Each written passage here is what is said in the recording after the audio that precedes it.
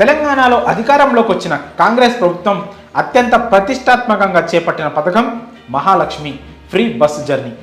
ముఖ్యమంత్రిగా బాధ్యతలు చేపట్టిన నాడే రేవంత్ రెడ్డి ఈ పథకం అమలుపై సంతకం చేశారు. మహిళలు, విద్యార్థినులు, యువతులు, ట్రాన్స్జెండర్లకు రాష్ట్ర వ్యాప్తంగా పలు బస్సుల్లో ఉచితంగా ప్రయాణించే అవకాశాన్ని కల్పించారు. ఈ నెల 9 నుంచి ఈ స్కీమ్ అమల్లోకి వచ్చింది. ముందుగా ట్రయల్ రన్ వేసి ఆ తర్వాత రాష్ట్రంలోని మహిళలకు, అమ్మాయిలకు మాత్రమే వర్తింపజేశారు. ఏదైనా గుర్తింపు కార్డుతో తెలంగాణ వ్యాప్తంగా ప్రయాణించవచ్చు. ఈ పథకం అమలు చేసిన నాటి నుంచి అనూహ్య స్పందన వచ్చింది.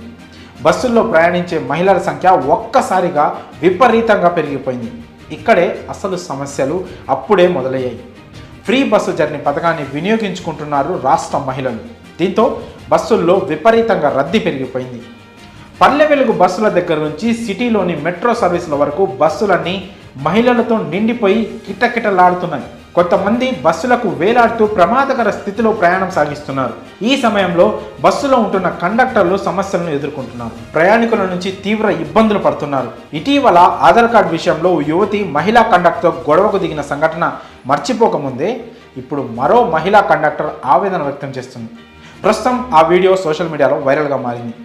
ఆర్టీసీ అధికారులు ఇచ్చిన ఆదేశాలను తూచా తప్పకుండా పాటించాల్సి ఉంటుంది. ఆర్టీసీ బస్సు డ్రైవర్లు కానీ, కండక్టర్లు కానీ. అలాగే ప్రయాణికుల భద్రత కూడా ముఖ్యం. ఈ పథకం వచ్చిన నాటి నుండి బస్సులన్నీ కిక్కిరిసిపోతున్నాయి. అలాగే బస్సు డోర్లు, మెట్ల దగ్గర వేలాడుతూ మరీ ప్రయాణం చేస్తున్నారు మహిళలు. దీనివల్ల ఏదైనా జరగరాంది జరిగితే ముందుగా ఊడిపోయేవి కండక్టర్ల, డ్రైవర్ల ఉద్యోగాలే. అందుకే డోర్ వద్ద ఎవ్వరూ ఉండొద్దని హితవు పలుకుతున్నారు కండక్టర్లు. కానీ కొంతమంది మహిళలు వినిపించుకోకుండా అలానే వేలాడుతూ పోతున్నారు. తాజాగా భద్రాచలం డిపోకు చెందిన బస్సుల్లో మహిళా ప్రయాణికులు ఎక్కారు. డోర్ వద్ద ఉన్నారని, ఎక్కి పైకి రావాలని మహిళా కండక్టర్ ఎంత చెప్పినా వినలేదు. బస్సు బుర్గంపాడు వద్దకు రాగానే మరికొంతమంది మహిళా ప్రయాణికులు ఎక్కారు.